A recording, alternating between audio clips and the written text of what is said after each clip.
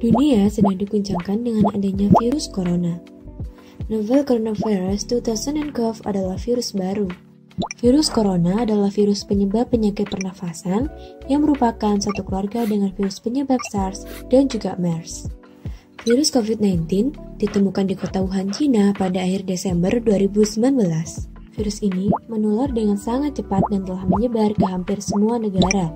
Seluruh dunia sedang berjuang melawan virus yang telah menelan 600.000 lebih korban.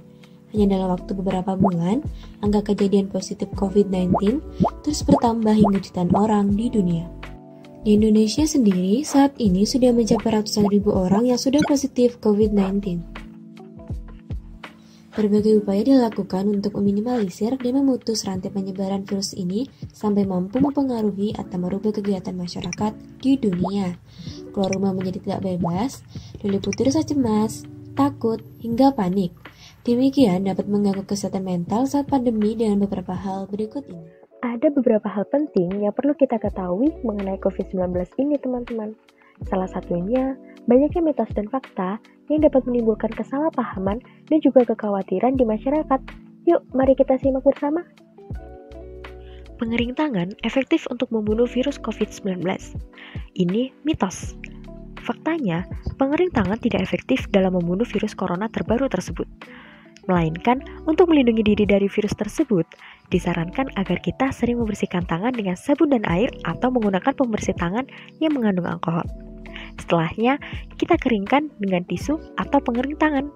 Nah, dengan kita rajin mencuci tangan menggunakan sabun dan air, hal ini dapat meminimalisir resiko masuknya virus ke dalam tubuh. Jadi, bukan karena pengering tangan. Thermal detector efektif dalam mendeteksi orang yang terinfeksi COVID-19. Ini mitos. Karena pendeteksi suhu tidak dapat mendeteksi orang yang terinfeksi tetapi belum sakit demam. Dilansir dari CDC, dibutuhkan antara 2 hingga 14 hari sebelum orang yang terinfeksi menjadi sakit dan mengalami demam.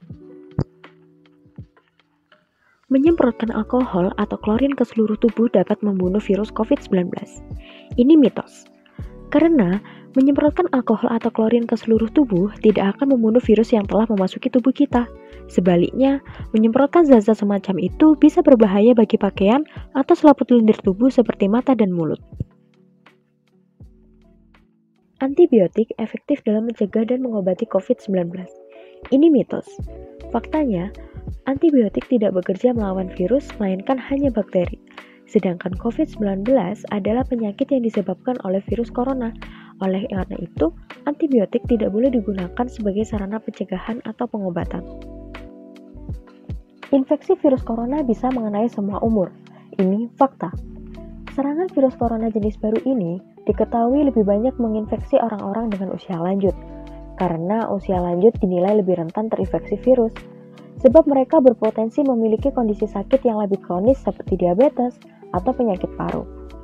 Oleh karena itu, kondisi tersebut membuat mereka kesulitan dalam menghadapi serangan patogen virus baru. Virus COVID-19 dapat menular melalui udara. Ini fakta.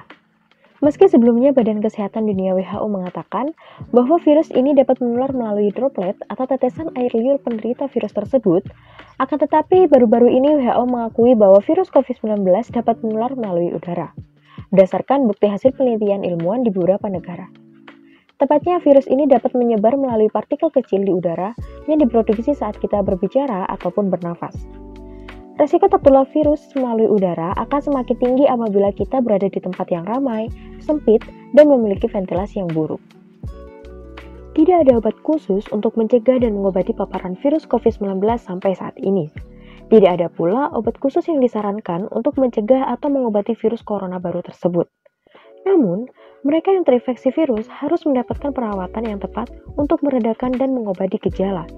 Selain itu, mereka yang sakit parah harus mendapatkan perawatan suportif yang dioptimalkan.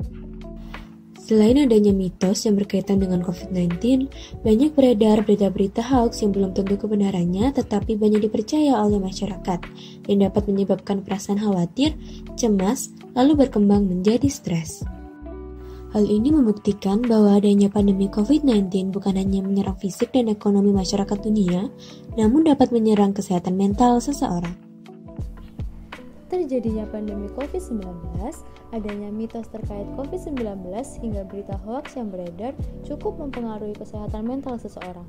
Mengapa demikian? Yuk simak ulasan berikut ini.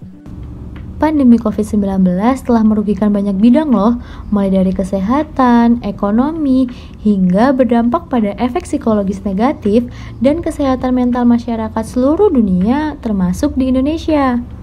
Berdasarkan swab periksa web Perhimpunan Dokter Spesialis Kedokteran Jiwa Indonesia per 14 Mei 2020, terdapat 69% dari 2.364 responden menderita masalah psikologis loh teman-teman, antara lain cemas, depresi, dan juga trauma psikologis. Nah, apa sih kesehatan mental itu?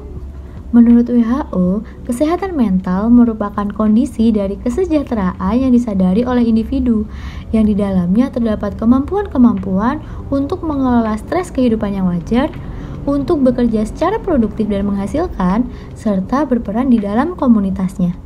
Gejala terganggunya kesehatan mental ada kecemasan, insomnia, berkurangnya produktivitas, ketakutan, perubahan emosi, kelelahan fisik, stigmatisasi, dan gejala stres pasca trauma.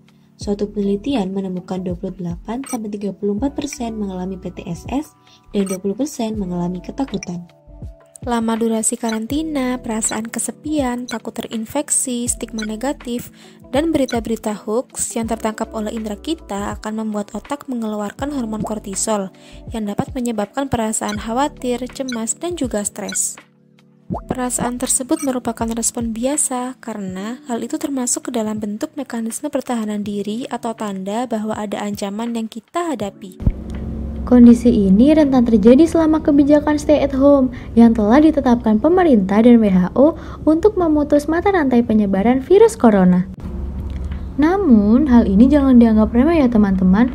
Apabila berlebihan dan tidak segera ditangani, maka akan mengganggu kondisi psikologis seseorang seperti mengalami depresi dan cabin fever.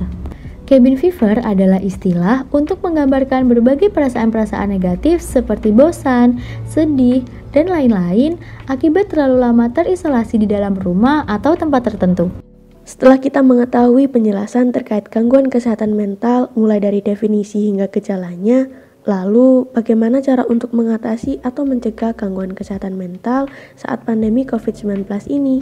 Yaitu dengan cara bersinar. Yang pertama, B. Beri dukungan. Dapat dilakukan dengan cara membantu orang lain pada saat dibutuhkan. Hal ini dapat bermanfaat bagi orang yang menerima dukungan seperti pada orang yang terdampak virus COVID-19. Yang kedua, E. Empatik. Bersikap empatik terhadap semua orang yang terpengaruh dari wilayah manapun. Orang yang terkena COVID-19 tidak melakukan kesalahan dan mereka pantas mendapatkan dukungan. Yang ketiga, R. Rutinitaskan kegiatan dengan keluarga. Mempertahankan rutinitas dan adanya jadwal rutin sebanyak mungkin atau membuat sesuatu yang baru di lingkungan baru, termasuk olahraga teratur, bersih-bersih, melakukan tugas sehari-hari, hobi, atau kegiatan lainnya. Yang keempat, S. Saling menumbuhkan pertemanan dan persahabatan.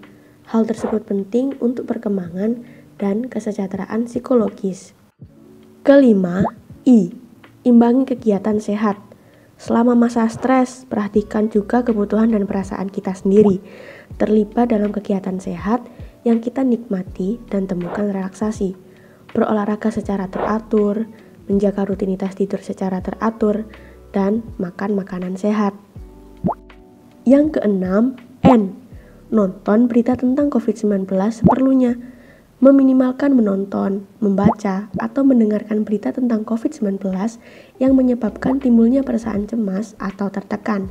Kumpulkan informasi secara berkala dari situs web WHO dan platform otoritas kesehatan setempat untuk membantu kita membedakan fakta, mitos, maupun hoax. Ketujuh, A. Ajak orang sekitar untuk mematuhi protokol kesehatan dari pemerintah. Dan yang kedelapan, R. Reposisi cerita yang negatif ke positif. Temukan peluang untuk memperkuat cerita yang positif dan penuh harapan, serta citra positif dari penduduk setempat yang telah mengalami COVID-19.